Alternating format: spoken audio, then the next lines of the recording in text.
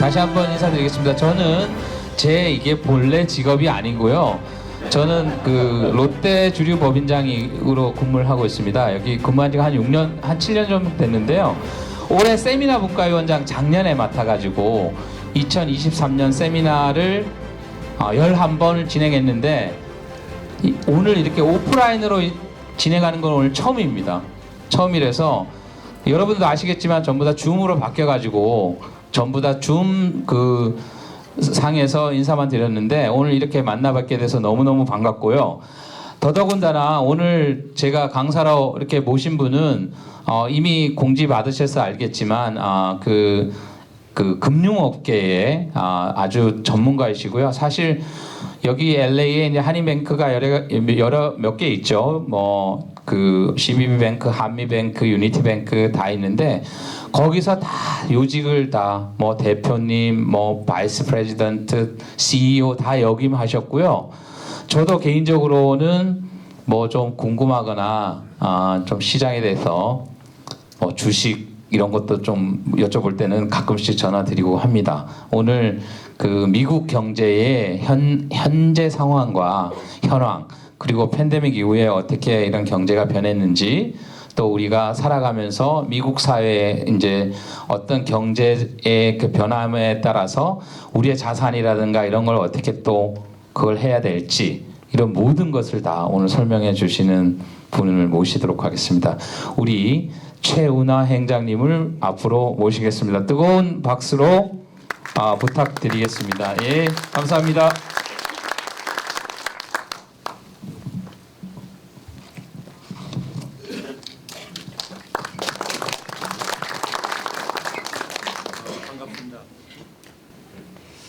LA에 있는 분들은 기억하시겠습니다만 제가 LA에서는 강연을 많이 하는 편에 속할 겁니다. 그런데 평생 극장에서 해보는 게 오늘 처음인 것 같아요. 영화는 많이 봤는데 반대에 있어 보니까 상당히 좀 느낌이 다르네요. 너무 장황하게 설명해 주셔가지고 좀 디스카운트를 적어도 한 40%는 좀 낮춰주시고 오늘 이 자리에서 같이 이제 시간을 보내보는 것은 제가 무슨 경제 전문가 이렇게 얘기하기도 좀 부끄럽고 그런 것보다는 제가 생각하는 게 뭔가를 같이 좀 공유하는 시간으로 그렇게 가져보고 여기 계신 분들이 현업에서 더 많이 훨씬 더 이 현장을 느끼시기 때문에 저희보다 더 잘하시는 분야가 많으실 거예요. 그래서 그런 것을 이제 서로 대입해보는 시간을 가지면 좋겠습니다. 이제 목차는 크게 사실 팬데믹이라는 게 100년 만에 왔잖아요. 그러니까 전 세계적으로 과연 팬데믹을 미국이나 전 세계가 대응했던 것이 이제 정책적인 어떤 변화가 있었나 좀 설명을 해드리고 그게 있어야지 그 이후에 지금의 모습이 이제 좀 보여요. 그래서 그 다음에 이제 그 도전, 그 다음에 현재의 경제 상황하고 이제 앞으로 전망 이렇게 크게 네 가지로 나눠보겠는데. 되게 경제 전망에 대해서 이렇게 시간을 보내달라고 같이 얘기를 하면은 상당히 기대를 많이 하시는데요. 경제 전망의 목적은 사실 실생활에 사시는 분들한테는 별로 영향가가 없어요. 뭐 경제 모르시고 살아도 전혀 지장이 없는데 이제 회사 경영에 좀 도움이 되시는 것 중에 최근에는 가장 대표적인 거라 그러면은 이제 그 롱비치하고 그 LA 폴트 상황 같은 경우를 경제학적 사고로 바라보면은 여러분들이 조금 더 다른 대응을 하실 수 있었을 겁니다. 그게 무슨 말이냐면 2020년, 21년에 미국의 그 특히 LA하고 롱비치에 대한 그 크리티시즘을 들어보시면 다 뭐였냐면 미국이 한마디로 이런 식으로 항구를 운영해가지고 어떡하냐 이런 식의 비판을 많이 했잖아요. 그래서 뭐 자동화가 안 됐다, 뭐 노조가 많이 있다 하는 거지만 경제학적 사고로 보면은 지금 셀폰들 가지고 계신 게 만약에 LA에서 지진이 나면은 한 90%가 작동 안 하잖아요. 왜? 현재의 그 사회의 소셜 이피션시, 사회적인 효율성을 위해서 가장 적정한 수준의 밴드를 가지고 있는 것이 그 소셜 인프라스트럭처에서의 한 중요한 목표이기 때문에 그러한 정상 수준에서의 그 슬랙을 좀 가지고 있는 게 맞는 거지. 아주 이머전시 상황에 맞춰 가지고 슬랙을 가지고 있는 사회는 아주 비효율적인 사회죠. 근데 그게 이제 만약에 경제학적 사고로 보시면은 당시에 롱비치나 LA 공항 항구에 대한 얘기가 지나고 나면은 별 볼 일이 없을 거다 하는 것을 이제 예상할 수 있는 거죠. 예를 들면 그런 것처럼 그 다음에 2022년도 말에 여기 계신 분들도 그러신 분들이 저는 있는 걸로 알고 있는데 하도 2021년, 22년에 그 재고 구입이 힘들다 보니까 2022년도 9월, 10월에 많이 사놓으신 게 있을 때도 경제학적 사고로 바라보면 그 당시 때는 사실 재고를 그렇게까지 공격적으로 늘리지 않아야지 맞는 거죠. 왜? 이미 사회적인 수요 곡선으로 바라본다 그러면 죽어가기 시작하는 수요 곡선인데 그 전까지의 곡선을 직선으로 생각해가지고 앞으로도 계속 그렇게 수요가 있을 거다. 근데 재고는 계속 부족하다라는 상황에서 재고를 늘렸다가 2023년도에 굉장히 고생들을 많이 하신 회사가 많잖아요. 이제 그런 것처럼 회사 경영에 좀 경제학적 사고나 경제학적 추세를 보면 도움이 된다 있고 사실 경제 전망이 제일 필요하신 분들은 누구냐면 개인 투자 전략하고 개인 재정 계획이 제일 많이 필요하죠. 특히 그 연세가 젊으신 분일수록 경제를 많이 아시면은 그 아주 좋은 결과를 가져올 수 있는 이제 그런 점에서 경제 전망한다. 그렇게 좀 봤으면 좋겠고요.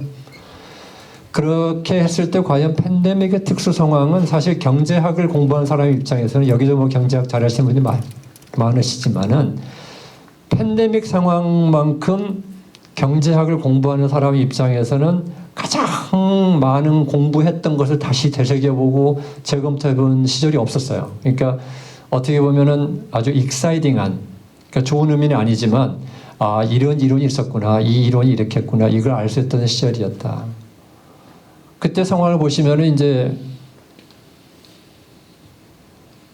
맨 오른쪽 끝이 그러니까 소비 소득 뭐 완전히 3월 4월에 죽어버렸잖아요. 그런데 4월 5월에는 다시 급격하게 올라가는 현상은 이제 가져왔었죠. 산업 생산도 뭐 이러다가 전 세계가 망한다 할 정도로 폭락했죠. 그 전에 비슷한 현상이 2008년, 2009년에 산업 생산이 그때 굉장히 죽었었는데 그에 비슷한 수준인데 그 곡선 이 침몰의 그 속도가 굉장히 빨랐던 게 좀 차이가 있었죠. 실업자가 이렇게까지 뭐 올라가서 실업률이 16% 이렇게까지 올라갔는데 그 대공황 때가 25%까지 갔거든요, 실업률이. 근데 이 팬데믹 때 16%까지 간 것은 대공황 때 25%에 거의 필적한 수준이에요. 왜냐하면 대공황 때는 파트타이머가 없었어요. 그 당시 때는. 그러니까 이 팬데믹 때는 파트타임 이런 또는 기구 월커라 그러죠. 이렇게 1099을 받는 그런 사람들은 실업자에 안 들어가는데 대공황 때는 그런 사람들까지 다 실업자에 들어간 걸 25%였으니까 실제적으로 16% 실업률이 거의 대공황 수준에 맞먹는 수준이었다. 이렇게 이해를 하시면 될 것 같습니다.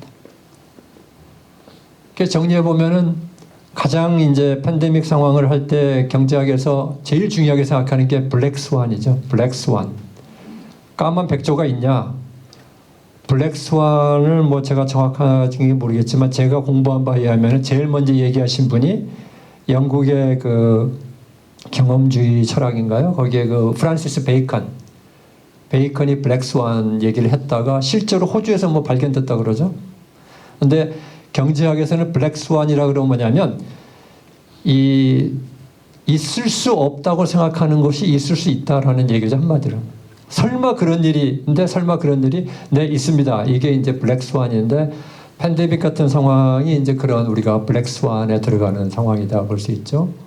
소비와 생산이 모두 급격하게 하겠고 이제 여기서 제1차 정부와 연준의 도움만이 해결책이다. 그다음에 소비를 유지하고 저축 증가를 시켜야 되겠다. 이런 상황을 왔었던 거죠.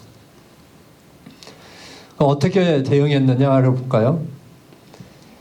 우리 인간도 굉장한 그 진화를 하잖아요. 우리 스스로도 살아오는 인생의 진화를 하듯이 미국 경제학계나 세계 경제학계도 굉장한 진화를 많이 하잖아요. 대공황 전에는 세계의 모든 경제학, 그러니까 세계라고 하면 좀 이상하죠. 유럽과 미국의 경제학은 한마디로 시장주의와 자유방임주의의 경제학이 대세를 이루었죠. 세상을 가만 놔둬라. 시장이 알아서 해결한다. 그랬는데 대공황이 오니까 이건 아닌가 보다 했는데 그때도 논쟁에 뭐가 붙었냐면 시장주의자들이 얘기했던 건 뭐죠? 대공황도 가만 놔두면 알아서 해결된다는 게 이론이죠. 그 사람들의 주장은. 근데 이제 케인즈로 대표되는 그때부터 이제 거시경제라는 표현이 나오기 시작하는데 요즘은 뭐 거시미시라는 표현 잘 안 씁니다만은 케인즈가 얘기한 것 중에 제일 유명하게 뇌리에 남는 말이 뭐냐면 인간은 모두 죽는다라는 말이에요. 그게 무슨 말이냐면 맞아. 니네들 말이 맞아. 가만히 놔두면 시장이 알아서 해결해. 왜? 다 망하면 노동자들도 뭐 10불에도 일한다 그러고 5불에도 일한다 그러고 다 올 거야. 그러면서 세상이 다시 공급이 살아나고 뭐 소비가 살아나면서 와. 그런데 그게 내 죽은 다음에 올 수 있어. 따라서 죽은 다음에 해결하면 무슨 소용이야. 이게 이제 거시경제학자들의 주장이었죠. 그래가지고 그때 소위 말한 패러다임이 바뀐 게 뭐냐면 케인즈가 주장한 것은 시장에 맡기는 게 맞지만 블랙스완 같은 그런 상황이 발생했을 때는 시장이 개입해서 빨리 회복시켜주는 게 정부의 역할을 할 수 있는 거고 그게 더 좋지 않겠냐는 주장이었고 그때 그럼에도 불구하고 케인즈의 이론이 사실은 어필을 못했죠. 그냥 얘기만 나오고 그래서 대공황이 30년부터 39년까지인데 그 사이에 37년이 조금 반짝하다가 39년에 이제 완전히 회복이 됐는데 그때는 대공황 때는 이론만 나왔다고 할 수 있어요. 아주 극단적으로 얘기하면. 그리고 그냥 대공황을 두드려 맞고 끝났죠. 그리고 전쟁이 남으로써 이제 뭐 많은 게 해결이 됐는데 그 다음에 큰 사건이 터진 게 2008년, 2009년의 대불황이에요. 금융위기. 자, 대공황을 연구한 학자 중에 미국에서 제일 유명한 학자가 누구라고 할 수 있냐면 벤 버난키 의장이에요. 벤 버난키 의장은 자기 스스로도 대공황의 가장 전문가라고 생각하는 사람이고 그래서 대공황 때 배운 학습 효과가 뭐였냐면 대공황 때 15,000개 은행이 8,000개까지 줄어버려서 한 7,000개가 망합니다. 그 한 1년 반 사이에. 유동성을 살려놓지 않으면은 경제가 파탄에 빠지니까 은행권은 무조건 보호해야 되겠다라는 게 2008년, 2009년에 정부의 역할이었었어요. 그래서 그때 이제 뭐 타알프라든가 이런 거 뭐 제공해가지고 은행들 살렸고 그러니까 시중 유동성이 살아있다 보니까 대공황처럼 7년, 8년 동안의 불황을 끌고 가는 게 아니고 한 2년 만에 회복을 하고 나오기 시작했죠. 근데 팬데믹 때는 그 대불황 때 또 배운 학습 효과가 뭐냐면 은행권 보호를 해가지고 돈에 자금을 많이 놔두는 것도 좋은 방법인데 그것도 늦더라 이거예요. 왜 늦냐? 그 케인즈가 얘기하는 얘기는 이런 거죠. 정부가 구매를 해주고 금융권에서 유동성을 늘려주면 은행들이 돈이 많아지니까 계속 투자가 늘어나면서 이제 살아날 거던데 그 사이에 소비자들이 그 사이클 거쳐가지고 내 주머니에 돈 들어올 때까지 기다리기엔 너무 오래 걸린다는 거죠. 그래서 이번에 팬데믹 때 뭘 했죠? 세 번째, 소비 능력 지원을 해버렸죠. 기업 같으면 PPP, 개인들한테는 이렇게 보조금 3,000불 이렇게 주고 했잖아요. 이것은 파이낸셜 크라이시스 때 미국의 금융 경제계에서 배운 또 학습 효과예요. 그러니까 이제 공부를 많이 한 거죠. 공부를 잘 했고. 그래서 결과는 경제 침몰을 방지했죠. 소비 증가됐죠. 경제 성장률 정상 회복했죠. 주식시장 성장했죠.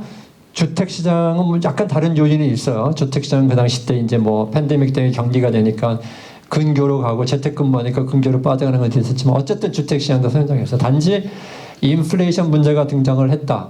근데 이것은 뭐 문제라고 할 수가 없는 게 저걸 할 당시에 이미 이것은 예상을 했던 문제죠. 그래서 인플레이션만 하더라도 팬데믹 전에 그 빨간 곡선이 뭐냐면 연간 그 곡선인데 그때는 사실 미국이 팬데믹 전에는 인플레이션을 2%까지 못 올려서 난리친 거예요. 이건 이제 월별 계산이니까 한 달에 마이너스 0.2까지 되고 이런 상황이 있다가 한 달에 뭐 0.7, 0.8까지 올라갔죠. 그래도 인플레이션이 심해졌다. 그리고 그 정부가 소비력을 증가하기 위해서 돈을 많이 들면서부터 소득이 굉장히 올라갔죠.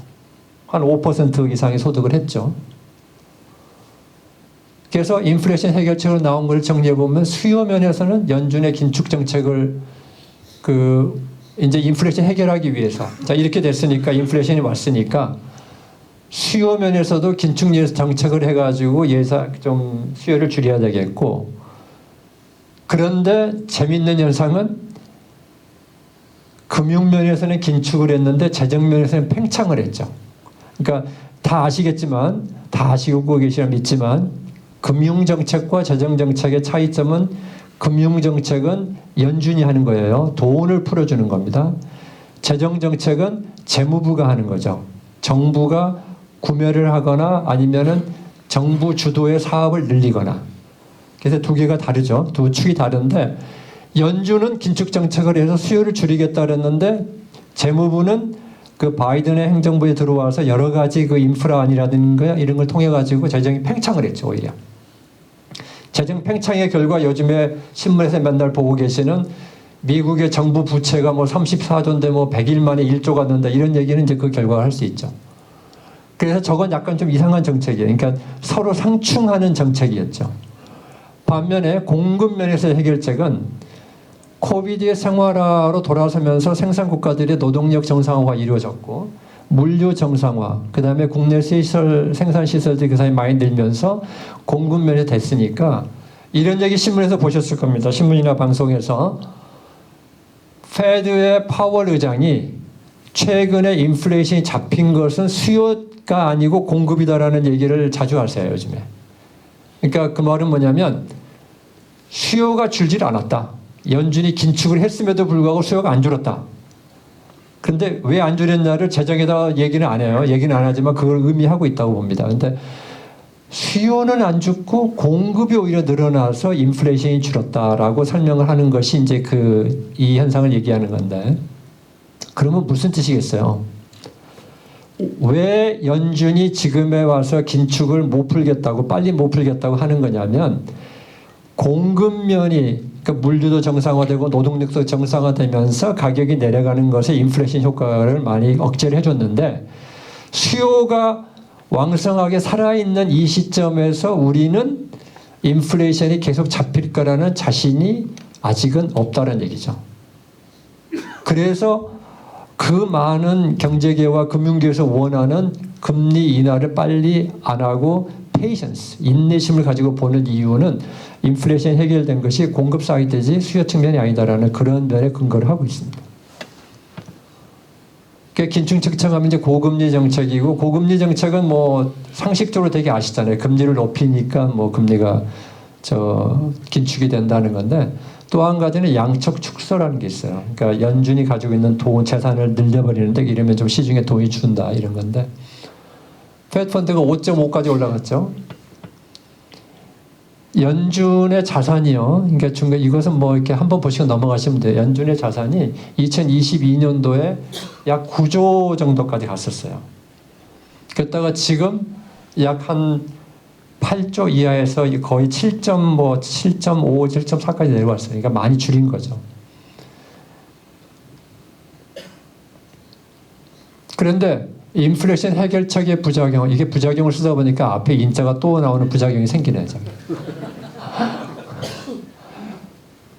인플레이션을 억제를 위한 강경 긴축 정책을 하다 보면 경기 후퇴가 될 수 있다는 거죠. 그걸 우려했었어요. 2023년도에. 또 실질 소득이 계속 감소할 수가 있다. 이것도 우려했던 거고요. 그 다음에 주택시장이 계속 침체에 빠질 수 있다는 것이 2023년도 초에 걱정했던 내용입니다. 근데 결과가 어떻게 됐죠? 인플레이션은 2023년도에 안정화로 들어갔죠. 아까 얘기한 공급망이 줄면서 경기 둔화가 되기는커녕 작년도에 연간 총 GDP 성장률이 3.1%를 기록하고 있으니까 지난 한 10몇 년 사이에 가장 빠른 경제 성장이에요. 2023년이. 더군다나 하반기에 3, 4분기는 4.9%, 그 다음에 4, 4분기는 3.3%니까 이 전례 없는 성장이에요. 그러니까 경기가 둔화되기는커녕 더 잘 됐다. 소비도 늘었고, 단지 제품 소비는 둔화했지만 이제 서비스 소비는 증가했다. 또 실질 소득이 줄 거라고 봤죠. 왜? 인플레이션보다 임금 상승 속도가 줄 거라고 봤는데 실질 소득이 실제로 늘었어요. 2023년에. 그 이유는 고용이 증가하면서 실업률이 하락하니까 여기 계신 분들이 다 고민하고 계시는 직원 모시기가 하늘의 별 따기처럼 어려우니까 임금이 많이 올라간 거죠. 그래서 인플레이션을 감안하고 나서도 소득이 올라가 있어요. 작년에. 그리고 거기다가 또 실질 소득이 증가한 것 중에는 그 감소의 우려를 없애버린 것 중에는 아까 얘기한 재정 정책의 효과. 미국이 지금 그 IRA라든가 칩스 액트 이런 것 때문에 굉장한 그 비주택 건설은 굉장히 좋아요. 건설 부분의 임금 그 고용자들이 그 직원들의 임금이 중산층 이상입니다. 그래서 미국은 컨스트럭션이 잘 될 때 굉장히 중산층이 발전합니다. 그래서 그런 것 때문에 실질 소득이 감소하기는커녕 늘었다. 주식시장은 작년에 침체될까 그랬는데 오히려 주식시장이 회복하는 것뿐만 아니고 상승했죠. 주택시장은 침체를 계속하다가 이제 바닥을 좀 다지는 모습 보이죠. 상업용 부동산은 시장의 위험이 증가했다 하지만은 이것은 경제 효과보다는 산업 구조 변화 효과. 이게 무슨 말이냐면 재택근무가 늘어나다 보니까 사업 그 오피스 빌딩들이 많이 주는 게 있고요. 이런 현상이 더 많은 거지. 이 수요 문제라기보다는 좀 해요. 그러니까 전체적으로 어떻게 돼요? 2023년을 저희가 결론적으로 평가를 내려보자면 2023년 초에 우려했던 걱정이 거의 다 안 일어난 해였죠. 굉장히 이례적인 해였었습니다. 인플레이션 곡선만 보세요. 빨리빨리 보겠습니다. 점점 내려가고 있죠. 작년 말에.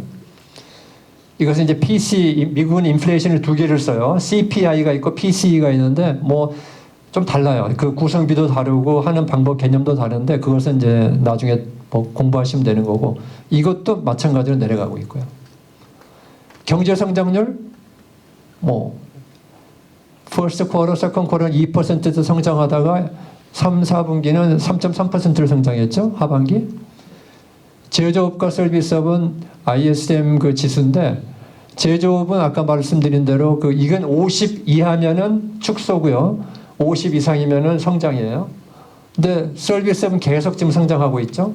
제조업은 하락을 쭉 하다가 말기에 조금 올라오는 것 같더니 이제 금년 1월에 다시 한번 좀 했는데 이것은 아마 1월에 그 이상 기온 때문이 아닌가라고 지금 추정은 하고 있어요. 아직 결론은 못 냈는데. 그러니까 둘 다 지금 괜찮은 편입니다. 고용은 말할 것도 없죠. 고용은 뭐 계속 평균 뭐 25만 명 이상씩 한 달에 고용 증가가 일어나고 있으니까 굉장히 잘 되고 있는 거예요. 실업률은 전례 없이 낮죠. 2002년 뭐 2006년 이때보다도 지금 더 낮아요. 3.6, 3.7, 3.5 요 사이 와가니까 3.5%면 사실 뭐 경제학과 아시는 분 잘 아시겠지만 거의 완전 고용이에요. 3.5% 고용 실업률은 완전 고용입니다. 왜냐하면 아무리 그 나라 경제가 좋아도 이 말차적 실업이라든지 그러니까 뭐 이사한다든지 뭐 학교를 다니다가 왔다든지 우리나라 같은 군대 갔다 왔다든지 이런 것에 의해서 아무리 경제가 완벽해도 0% 실업률은 있을 수가 없어요. 그러니까 3.5면은 거의 완전 고용에 가까워. 평균 시간당 임금 4%씩 늘었잖아요, 지금 계속. 그러면 인플레이션보다 임금이 더 올라가는데 왜 인플레이션이 줄고 있는가? 여기에 대한 질문이 생기잖아요. 그것은 답이 생산성 증가에 있어요. 여기 보시면 2022년 이럴 때는 생산성이 마이너스를 가져오잖아요. 그러다가 2023년 넘어서부터는 생산성이 포지티브로 바뀌죠. 왜 그렇다고 생각하세요? 직원 구하기가 힘드니까 회사 여기 계신 분들 다 똑같이 생각하고 계실 거예요. 직원 구하기 힘드시기 때문에 어떻게든지 자동화라든지 이런 걸로 굉장히 바꾸시는 거예요. 그러면서 있는 직원의 생산성이 올라가고 있다고 이제 그렇게 이것도 추정이에요. 아직 결론이 난 건 아니고. 실질 개인 소득은 작년 세컨 쿼터부터는 실질 개인 소득, 즉 인플레이션을 감안한 소득도 올라갔죠. 소비자 신뢰 지수 2022년 중반을 끝으로 계속 올라가고 있어요. 아직도 낮은 편이지만 올라가고 있어요. 이것은 이제 컨퍼런스 보드의 신뢰 지수도 2023년 이때부터 조금씩 올라가기 시작하고 있죠. 소비자 신뢰 지수가 갖는 의미는 미래형이에요. 소비자 신뢰 지수가 좋으면 내구재나 이런 물건들이 잘 팔린다고 예상을 할 수 있어요. 근데 소비자 신뢰 지수가 낮으면 그런 내구재들이 좀 잘 안 팔리는 그런 현상이 있습니다. 개인 소득과 소비, 인컴 계속 지금 늘죠. 작년 1월부터 쭉 보시면은 한 2월, 3월에만 좀 소득이 줄었다가 소비가 줄었다가 계속 소비 꾸준하게 늘고 있죠. 소매 판매 늘고 있죠. 이것은 인플레이션 감안 안 한 거니까 디스카운트를 확인해야 되지만 그렇더라도 소매 판매 늘고 있어요. 소매 판매는 제조 분야이기 때문에 둔화되고 있는데도 늘고 있어요. 주식시장 요즘 또 갑자기 주식시장 얘기하시는 분들이 많더라고요. 그런 정도로 주식시장이 좋아요.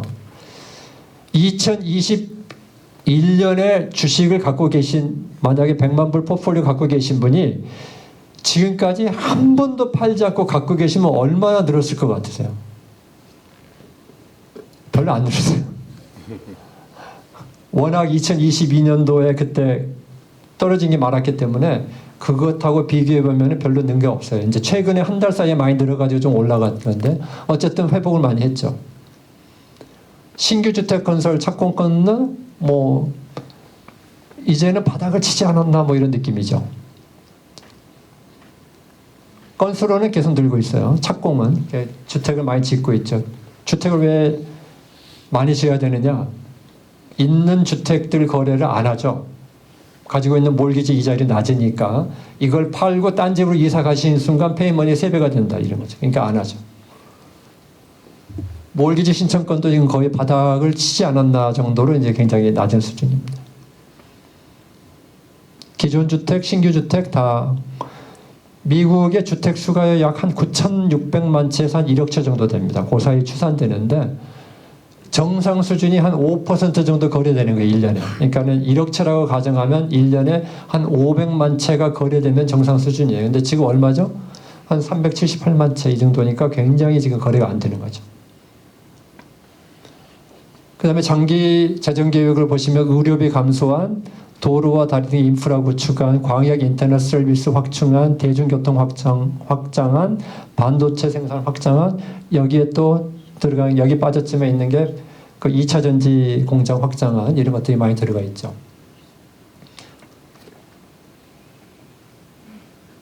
그러면 왜 그렇게 연준도 2023년을 걱정했고 인플레이션을 줄이려면 보통은 경기가 나빠져야 되는데 인플레이션도 낮아지면서 미국 경제는 왜 호조를 이루었냐? 여기 생각을 또 저 밥 먹고 생각만 하는 사람들이 있으니까 생각을 해봐야 되지 않겠어요? 첫째는 재정정책을 예를 들죠. 아까 얘기한 바이든 행정부의 재정정책에 의해서 지금 그 비주택 건설업이 굉장히 잘 되고 있다. 그 다음에 전쟁 비용이 조금 늘었어요. 그 전쟁 비용 때문에 미국이 굉장히 많이 쓰는 것 같지만은요. 미국은 어차피 국방 예산이 1년에 뭐 한 8천억 이렇게 되거든요. 그러니까 우크라이나 전쟁 이런 것 때문에 해봐야 뭐 10% 느는 거 이런 거지 갑자기 2배, 3배 되는 건 아니에요. 그렇더라도 도움이 돼요. 그 다음에 소득이 늘었어요. 임금도 늘었죠. 아까 봤죠. 임금 늘었죠. 실질 소득이 는 거예요. 인플레이션 감안해도. 그 다음에 고용 증가하고 낮은 실업률 때문에 그 일 안 하던 사람들이 일을 많이 하니까 그것도 소득이 늘었어요. 거기다가 또 수동적인 인컴이 주식 가격 상승으로 돈을 좀 버신 분들도 있어요. 그 다음에 이제 세 번째 이것은 미국에만 있는 현상이에요. 미국은 주택 융자의 거의 대부분이 30년 고정금리예요. 그러니까 연준이 금리를 그렇게 올렸어도 집에 몰기지 페이먼 하시는 분 입장에서는 페이먼이 부담이 안 늘었죠. 만약에 이 상황이 한국과 비슷하게 한 7, 80%의 몰기지 가지신 분들이 다 변동금리를 갖고 있었다고 생각해 보세요. 지금 아마 집에 상당수의 집들이 차압에 나왔을 가능성이 있죠. 그러면 누가 손해봤을까요? 이 경제는 공짜가 없잖아요. 누군가 이익 봤으면 누군가 손해보는 거죠. 누가 손해봤을까요? 저 몰기지를 채권을 가지고 있는 금융권이 손해를 보고 있는 거예요. 금융권이 손해를 보고 있는데 그러면 금융권이 왜 안 망할까요? 금융권이 안 망한 이유는 저 손해가요. 장부상의 손해예요. 장부상의. 그러니까 장부상의 금리가 낮은 걸 갖고 있으면은 그 회계상으로 얘기할 때 마크 마켓이라는데 그 현실에 반영하면 이 내 채권의 가치가 떨어지는 건데 이것을 하니까 은행권은 장부상으로 손해지 실질적인 손해가 나지는 않아요. 실질적인 손해는 이제 금리 역전에 따라서 나타나는 현상이 좀 있지만 그 정도는 현재 미국의 은행들이 충분히 버틸 만큼의 수익력과 자본력이 있어요. 그러니까 이 멍은 들었지만 그렇다고 병원 갈 수준은 아닌 거죠. 그리고 또 맨 마지막은요. 제가 이 언론을 아무리 읽어도 이 얘기를 하는 언론이 아무도 없어요. 근데 지금 은퇴하신 분들 입장에서는 지난 2년 동안에 아주 행복해요. 왜냐하면 그 전에 은행에 예금 넣어놔 봐야 이자가 안 나왔잖아요. 지금은 은행 좋은 데 선택하시면 5.5%까지 받거든요. 1년간 이자를. 그러니까 은퇴하신 분들 중에 현금 자산 가지신 분들이 꽤 많은데 예전에 100만 불 가지고 있어 봐야 1년에 뭐 1000불 이렇게 나오던 게 1년에 5만 5천 불이 나오는 거예요. 근데 이 얘기를 왜 언론에서 얘기를 안 할까 생각해 보니까 우리 언론은 언제나 두 가지 중요한 그 특성을 가지고 있죠. 첫째는 놀랄만한 기사를 쓰는 게 우선순위가 있고요.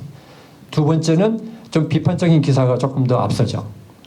그러니까 이런 부분은 이제 혹시 그 간과하는 게 아닌가 하는데 어쨌든 미국은 금리를 올림으로 해서 30년 고정금리 때문에 몰기지는 괜찮고 그 대신 현찰을 많이 가지신 분들은 상당히 소득이 늘어났어요. 그러니까 이런 것들 때문에 인플레이션이 죽는데도 불구하고 경제가 괜찮지 않나 이렇게 보고 있는 거죠. 그럼 지금 현재 도전은 뭐냐? 자, 재정 정책을 해서 경제가 좋다. 그러니까 부작용으로 지금 뭐가 나오고 있죠? 정부 부채가 굉장히 급등한다. 여기에 대해서 한 말씀 드리면은 아직은 걱정할 단계가 아니에요. 정부 부채가, 재무부 부채가 걱정되는 것은 정부가 민간 사업을 할 때는 세 가지, 경제학에서 세 가지 기준을 맞춰야 돼요. 하나는 당연한 얘기인데 이 사업을 함으로써 결과가 투자보다 좋아야 되는 건 당연한 얘기죠. 두 번째는 이 사업을 하는데 꼭 정부가 해야 되는가? 민간이 하는 게 더 낫지 않는가를 검토했을 때 민간이 하는 것보다 정부가 하는 게 낫다를 통과를 해야 돼요. 세 번째는 이것 때문에 정부 부채가 는 것이 혹시 그 금융계나 이런 데 부작용을 그 부담을 주지 않을까를 검토를 해야 돼요. 근데 현재 미국의 상황에서 볼 때는 이 세 가지에 대한 답이 대부분은 긍정적이에요. 예를 들면 반도체 공장 수익성에서 날 거냐? 이것은 전에처럼 완전히 개방되어 있는 사회에서 얘기하면 말도 안 되는 거죠. 근데 지금은 반도체가 국가 안보의 문제로 넘어오기 때문에 국가 안보라는 베니핏이 따로 있어요. 그렇다면은 이것은 해야 된다라는 결론이 나오죠. 근데 민간이 하는 게 나으냐, 정부가 하는 게 나으냐? 당장 하면은 손해봐요. 민간 기업들은. 그러니까 정부가 주도해서 보조금 주거나 아니면 정부가 아예 자체적으로 하는 게 낫죠. 그 다음에 정부 부채가 미국의 GDP 대비 비율이 너무 높으냐? 작년 10월까지 한 133%가 최고점이었었어요. 근데 정부 부채가 올라감에도 불구하고 정부 부채 비율은 지금 120%로 떨어졌어요. 왜 떨어지죠? 분모가 커지기 때문에 떨어지죠. 아까 우리는 미국이 3.1% 성장했다고 그러지만요. 이것은 실질 성장이에요. 인플레이션이 3. 몇 %니까 작년 2023년도에 미국의 GDP의 명목 GDP, 인플레이션을 감안 안 한 GDP는 6% 이상 성장을 한 거예요. 그러니까 GDP 규모가 훨씬 커지기 때문에 그 미국이 감당할 수 있는 부채냐에 대해서는 아직까지는 긍정적으로 보고 있어요. 그러니까 저건 잘한 거다. 근데 지금부터 이제 앞으로 더 커지면 어떻게 될 거냐는 문제가 남아 있고, 그 다음에 고금리 지속하고 양적 축소로 유동성이 하락되면서 대출 시장이 막혀가지고 기업들이 굉장히 힘들거나 개인들이 주택을 사는데 힘들면 어떡하냐는 부분인데 이것도 현재까지는 정말 대출을 못해가지고 경기가 너무 나빠서 못 살겠다는 그런 그 비명소리가 안 나와요. 아직까지는. 그 다음에 지정학적 위험도 지금 계속 얘기하죠. 스웨즈 운하 문제라든지 우크라이나 전쟁 문제. 이것도 아직까지 미국 경제에 타격을 줄 정도는 아닌 걸로 나오고 있죠. 아직까지는. 그 다음에 미국 대선. 이것은 다른 나라의 대선과는 성격이 다르죠. 왜냐하면 트럼프 대통령과 바이든 행정부의 워낙 의견이 다르기 때문에. 그래서 이게 지금 현재 2024년의 도전으로 우리가 지금 보고 있어요. 그러니까 오늘 이 얘기를 하지만 혹시 내년에 이 자리에서 얘기를 제가 다시 하거나 아니면 다른 데서 저하고 얘기를 하실 때는 이 네 가지가 내년에 어떻게 됐는가를 한번 그 복기를 해보시는 게 재밌습니다. 제가 어디 가든지 제가 매년 가는 데는 꼭 복기를 하는데 현재 저는 개인적인 의견으로 볼 때는 정부 부채 급증은 그렇게까지 미국 경제를 흔들 만한 사건은 아닐 거다. 저거 한 가지 문제는 있어요. 세계에서 딱 두 나라만 정부 부채 상한선이라는 그 법안을 가지고 있어요. 헌법안을 가지고 있어요. 그 미국하고 덴마크인가 그런데 그 말도 안 되는 거죠. 말이 안 되는 이유가 뭐냐면 의회에서 예산을 승인한 다음에 그 결과로 나타난 부채가 는 것을 왜 또 승인을 해야 돼요? 그럴 거였으면 아예 의회에서 예산 승인을 말았어야지. 그러니까 저게 왜 생겼냐면 옛날에 그 1차 대전 때인가 그때는 그 의회 의원들은 모으기가 얼마나 힘들었겠어요. 기차 타고 와야 되고 마차 타고 와야 되고. 그러니까 그때 막 전쟁이 나니까 계속 예산을 증액 해줘야 되는데 정부 부채가 니까 귀찮다. 아예 이만큼 해놓고 그 아래서 니네가 알아서 해서 생긴 그 레거시로 돼 있어요. 저게. 근데 그게 남아있다 보니까 저 정쟁으로 이용되는 게 하나 문제지 경제적으로는 제가 볼 때 큰 문제라고 생각하진 않아요. 정부 부채는 계속 늘고 있지만 아까 GDP가 더 빨리 늘기 때문에 비율이 준다고 그랬죠. 그 다음에 경제 성장률이 호조하고 고용시장이 강세이기 때문에 인플레이션이 떨어짐에도 불구하고 금리를 내리는 것은 아직은 좀 빠르다 하는 얘기는 오늘 지금 파월 의장이 그 상원에서인가요? 오늘이 하원인가 내일이 상원이 같은 양쪽에 오늘 하원 내일 상원 또는 오늘 상원 내일 하원에서 청문회 하고 있는데 오늘 아마 주제가 페이션스라는 주제일 거예요. 기다려라. 우리는 아직도 인플레이션을 좀 봐야 되겠다. 여러분들 생각하실 때 그렇잖아요. 경제가 뭔가 나빠져야지 금리를 내린다는 게 말이 되죠. 지금 경제가 이렇게 좋은데 그러면 경제가 나빠질 것 같으니까 미리 내려? 이제 이 얘기예요. 지금 경제계에서 얘기하는 건. 그러나 연준은 경제를 못 살리는 위험보다는 인플레이션이 재현되는 위험을 더 크게 생각하기 때문에 저건 당연한 결정이에요. 그래서 그런 면에서는 좀 기다릴 것이다. 양적 축소 이제 돈이 그만큼 줄었죠. 7조 2천억까지가 지난 11월까지 통계인데 이제 곧 나오면 아마 7조도 깨지지 않았을까 생각합니다. 이거 얘기하려면 너무 시간이 기니까 따로 만나서 얘기하든지 할게요. 지정학적 위험 뭐 다 아시는 거니까 미국과 중국 갈등, 탈달러와 가속, 우크라이나 전쟁 지속과 러시아의 팽창, 수에즈 운하 중동 무장 갈등. 탈달러와 그렇게 중국과 러시아, 브릭스, 오펙이 난리를 치지만 아직도 그 지배적인 결제 통화는 달러고 아직도 주요 선진국들의 외환 준비 보유국은 당연히 미국이 달러가 제일 높죠. 근데 이게 이제 어떻게 될 거냐 하는 문제는 봐야 되는데 2024년도까지는 뭐 그렇게 영향이 없을 거라고 봐요. 이게 장기적으로 더 문제는 있겠지만 어떤 지정학적 위험이 남아있다. 미국 대선 트럼프 대통령 가능성이 이제 어제자로 니키 헤일리가 드랍하면서 이제 트럼프 대 바이든인데 이제 뭐 현재로서는 좀 가능성이 높다 그러지만 아직도 장관 세월이 남아있으니까 모르죠. 자, 그러면 만약에 누가 되든지 이민 정책 면에서 이제 저것은 국가 안보 문제도 있지만은 고용 비용 상승도 굉장히 문제가 있죠. 이민 정책이 크게 바뀜으로 해서 그 다음에 기후 정책, 그렇죠? 지금 뭐 재생에너지 이런 부분들에도 상당한 영향을 줄 수 있는 거고, 그 다음에 대중국을 포함한 보호무역 지유하고 권역화, 이것도 또 인플레이션을 가져올 수 있는 요소가 되고요. 우크라이나, 이스라엘, 나토와의 관계 변경 이런 부분도 지금 어떻게 확전될지 모르는데 요즘은 오히려 우크라이나 전쟁보다는 이스라엘 쪽에 이제 문제가 더 경제적으로는 심각한 문제죠. 왜냐하면 물류 문제가 지금 발생하고 있고 이미 그 다음에 에너지 문제, 원유 문제 이런 것들이 발생하기 때문에 그쪽이 더 심각하죠. 현 경제 상황의 긍정적 요인을 보면요. 재정 정책으로 여러분들이 어떻게 생각하시냐면 같이 생각해 보시자고요. 지금 바이든 행정부가 이끌어왔던 그 인프라 투자안이라든지 칩스 액트 이런 것이 과연 미국의 국가 경쟁력을 상승시킬 것인가 아니면 상승 안 시키고 보조금으로 떼어가는 그런 것을 머물 것인가. 저것은 이제 상당히 앞으로도 두고두고 검토해야 될 상황이고요. 그 다음에 AI 발전으로 생산성이 증가하는 것은 굉장히 긍정적이죠. AI 발전으로. 그 다음에 고용시장의 강세가 지속되는 두 개는 맞물리죠. AI 고용시장의 강세가 지속될수록 AI를 통한 생산성 증가가 훨씬 더 빨라지는 거죠. 여러분들 잘 아시겠습니다만은 그 머신러닝이 인간의 생산성을 증가시키는 속도에 비해서는 딥러닝이 거의 기하급수로 많고요. 그 다음에 생성형 AI로 가버리면은 생산성 증가가 그 기하급수가 아니고 아마 우주팽창적인 속도로 늘어난다고들 그러죠.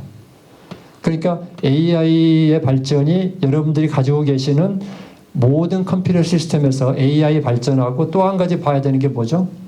퀀텀 컴퓨팅. 그러니까 퀀텀 컴퓨팅과 AI 발전이 지속적으로 일어난다 그랬을 때는 완전히 세상이 바뀔 수 있는 그런 것은 긍정적인 요인이 있고 부정적인 요인은 뭐 아까 얘기한 그런 부분들이에요. 지정학적, 대통령 선거, 고금리, 정부 부채, 상업용 부동산 지속. 관심 있어 하신 주식시장? 2024년도 하반기 이후 성장세 지속인데 제일 우려하는 게 뭐라고 그랬죠? Magnificent Seven. 그 아주 좋아하시는 엔비디아를 포함해서 7개 주식이 끌고 가는 비율이 너무 크다. 그런 걸 이제 영어로는 브레스가 적다 그러죠. 그러니까 너무 좁은 주식이 전체 시장 인덱스를 높여버리는 비율이 높으면 주식시장이 굉장히 허약하다 이런 얘기인데 그런 우려는 있지만 어쨌든 지금 저 열풍은 뭐 깰 수가 없죠. 상식적으로 알고 계시는 단어. 지금 열풍은 영어로 FOMO 현상이 있다고 그러죠. FOMO, F-O-M-O. Fear of Missing Opportunity. 혹시 나만 이거 안 샀다가 손해 나만 돈 못 버는 거 아니야? 이것 때문에 사시는 분들이 많아요. 그리고 대부분 그렇게 사시는 분들은 나중에 울죠. 그래서 포모 현상을 굉장히 조심하셔야 됩니다. 미국 재건 정책으로 장기 효과가 아까 말씀드린 대로 정말 효과가 나올 거냐, 은행권 문제 정리가 잘 될 거냐, 그 다음에 과열에 대한 우려가 있다. 부동산 시장은 자, 이 고금리 속에서 바닥을 쳤다는 얘기는 이제부터는 나빠지지는 않을 거다라고 볼 수 있죠. 부동산 시장은. 소득과 고용 증가로 구입 능력이 주택의 경우는 좀 늘어났고요. 그 다음에 주택시장은 고질적 재고 부족으로 가격 지탱력이 유지되는데 이거 한 가지만 알고 계시면 좋아요. 수입 못하는 가장 중요한 생필품이 뭔가요? 집이죠. 그러니까 신자유주의 경제가 가져온 것은 뭐냐면요. 미국은 신자유주의 경제 시절에 너무나도 싼 물건을 좋은 품질의 물건을 우리가 누렸죠. 왜? 수입이 있기 때문에. 또 수입을 하려면 그 나라 돈이 있어야 되는데 다행히 미국 돈이 기축통화다 보니까 우리는 돈 안 주고 우리 종이 조각 주고 그 물건 갖다가 즐기고 살았잖아요. 근데 수입 못하는 것은 집이죠. 그러니까 집값은 안 떨어졌던 거죠. 근데 지금 나타나는 현상은 주택은 전형적인 경제학에서 말하는 스태그플레이션 현상이에요. 수요 곡선, 공급 곡선 이렇게 있을 때 수요 곡선이 왔다 갔다 하면은 불경기와 가격이나 그 다음에 호경기와 가격 인상이라는 수요 곡선에 이렇게 움직이는데 공급 곡선이 이렇게 되어 있기 때문에 공급 곡선이 이렇게 줄어버리면 가격 인상, 거래 중단, 거래 하락이죠. 그게 스태그플레이션이잖아요. 지금 미국의 주택시장이 딱 스태그플레이션의 전형적인 현상이에요. 공급은 안 늘고 가격은 올라가고. 원래 판매가 줄면은 가격이 떨어져야 되는데 공급이 줄어가지고 가격이 올라갈 때는 그 거래량이 줄 때는 가격이 올라가 버립니다. 근데 이것은 주택 문제는 그 소위 신자유주의 경제 아니라 하늘나라 자유주의 경제가 와도 해결하지 못하는 그 한계점이 있는 거죠. 그럼 기업의 고려 사항은 이제 경제 연착륙은 지금은 또 아무도 경제 경착륙이 안 하잖아요. 이럴 때 뭐 하셔야 돼요? 경착륙을 생각하셔야 돼요. 아무도 얘기 안 할 때가 경제는 제일 불안할 때예요. 근데 연착륙은 잘 될 것 같긴 해요. 지금으로 봐서는. 그러나 이 리스크 매니지먼트 측면에서 경착륙이 올 때 어떻게 할 건가 하는 것은 하나쯤은 생각해 보실 필요가 있다. 그 금융비용 부담으로 자본재 투자가 지연되고 있는데 꼭 그렇지는 않죠. 그게 케인즈가 얘기한 거잖아요. 저축은 금리의 영향을 받지만 투자는 투자 기회의 영향을 받는다. 그러니까 아무리 고금리라도 지금도 사업만 좋으시면 투자하시잖아요. 그렇죠? 근데 지금 이것은 뭐 그렇게까지 큰 역할을 할 것 같지는 않고 리쇼어링에 따른 현지 생산시설 확충 압력 강화는 이루어지는데 특히 트럼프가 대통령이 된다 그러면 만약에 비현실적이겠지만 트럼프가 말하는 것처럼 전체 관세를 30%를 때리겠다 뭐 이렇게 나옵니다. 이런 것도 좀 대비하실 필요가 있고요. 지정학적 위험에서는 수혜제 운하 위기라든지 우크라이나 이것 때문에 그 물류 비용 상승, 에너지 가격 상승 이런 것이 언제까지 갈 거냐 이것도 좀 보실 필요가 있다는 거죠. 이것이 이제 뭐 굳이 생각하면은 이제 지금 현재 2024년 초에 그 바라보는 그래서 큰 그림 마지막으로 간단히 정리드리면요. 경제는 미국이나 모든 자본주의 경제는 뭐가 원칙이다? 시장주의가 원칙입니다. 시장이 알아서 하는 거예요. 그러나 정부는 언제 개입한다? 시장이 너무 오랜 세월이 걸쳐서 해결이 될 수 있는 문제가 있을 때는 정부가 들어오는 게 좋다. 그리고 그것이 이번에 팬데믹 때 아주 잘했다. 그리고 거기에 따른 부작용 내지는 약간의 그 후유증이 있지만 이것도 이상하게 2023년에는 잘 넘어왔다. 그러면 2023년에 그 기조가 계속 갈 수 있을 것인가? 이것이 현재 시점인데 지금은 상당히 긍정적인 분위기예요. 미국 경제 전체는. 그래서 그 지금으로서 볼 때는 이제 여러분들이 어느 산업 분야로 갈 것인가, 어디 쪽으로 사업을 확장한다면 어느 정도 할 것인가 이런 것을 보실 때 이런 분위기를 보시고 참조가 되시면 좋겠습니다. 이걸로 마치겠습니다. 감사합니다.